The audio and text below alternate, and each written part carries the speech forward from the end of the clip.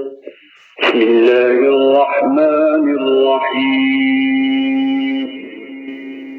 شروع اللہ کے نام سے جو سب پر مہربان ہے، بہت مہربان ہے۔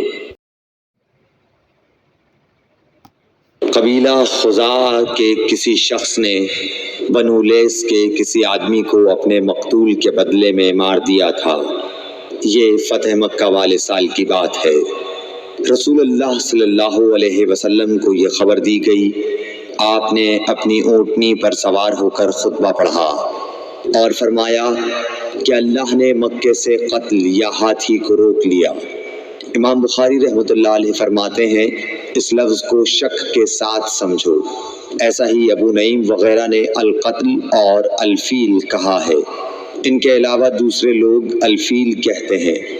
پھر رسول اللہ صلی اللہ علیہ وسلم نے فرمایا کہ اللہ نے ان پر اپنے رسول اور مسلمانوں کو غالب کر دیا، اور سمجھ لو کہ وہ مکہ کسی کے لیے حلال نہیں ہوا، نہ مجھ سے پہلے اور نہ آئندہ کبھی ہوگا، اور میرے لیے بھی صرف دن کے تھوڑے سے حصے کے لیے حلال کر دیا گیا تھا۔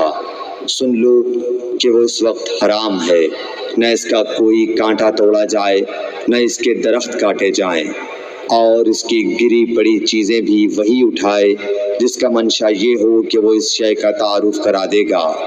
تو اگر کوئی شخص مارا جائے تو اس کے عزیزوں کو اختیار ہے دو باتوں کا، یا دیت لیں یا بدلہ۔ اتنے میں ایک یمنی آدمی ابو شاہ نامی آیا اور کہنے لگا یہ مسائل میرے لیے لکھوا دیجئے۔ تب آپ نے فرمایا کہ ابو فلاں کے لیے یہ مسائل لکھ دو۔ تو ایک قریشی شخص نے کہا یا رسول اللہ مگر اذخر، یعنی اذخر کاٹنے کی اجازت دے دیجئے، کیونکہ اسے ہم گھروں کی چھتوں پر ڈالتے ہیں یا مٹی ملا کر اور اپنی قبروں میں بھی ڈالتے ہیں۔ یہ سن کر رسول اللہ صلی اللہ علیہ وسلم نے فرمایا کہ ہاں مگر اذخر۔ صحیح بخاری حدیث نمبر 112۔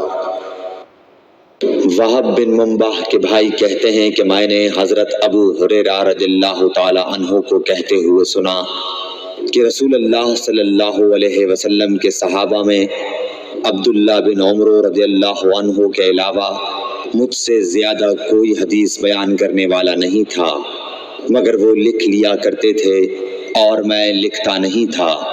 صحیح بخاری حدیث نمبر 113۔ جب نبی اکرم صلی اللہ علیہ وسلم کے مرض میں شدت ہو گئی تو آپ صلی اللہ علیہ وسلم نے فرمایا کہ میرے پاس سامان کتابت لاؤ تاکہ تمہارے لیے ایک تحریر لکھ دوں، تاکہ بعد میں تم گمراہ نہ ہو سکو۔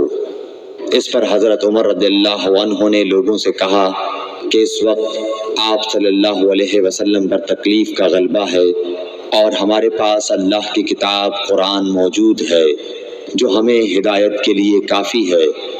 اس پر لوگوں کی رائے مختلف ہو گئی اور شور و غل زیادہ ہونے لگا۔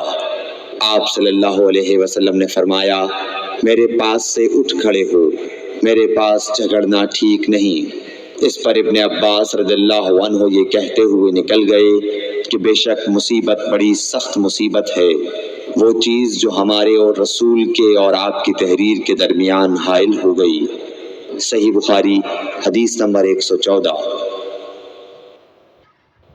ایک رات نبی کریم صلی اللہ علیہ وسلم نے بیدار ہوتے ہی فرمایا کہ سبحان اللہ، آج کی رات کس قدر فتنے اتارے گئے ہیں اور کتنے ہی خزانے کھولے گئے ہیں۔ ان حجرے والیوں کو جگاؤ، کیونکہ بہت سی عورتیں جو دنیا میں باریک کپڑا پہننے والی ہیں وہ آخرت میں ننگی ہوں گی۔ صحیح بخاری حدیث نمبر 115۔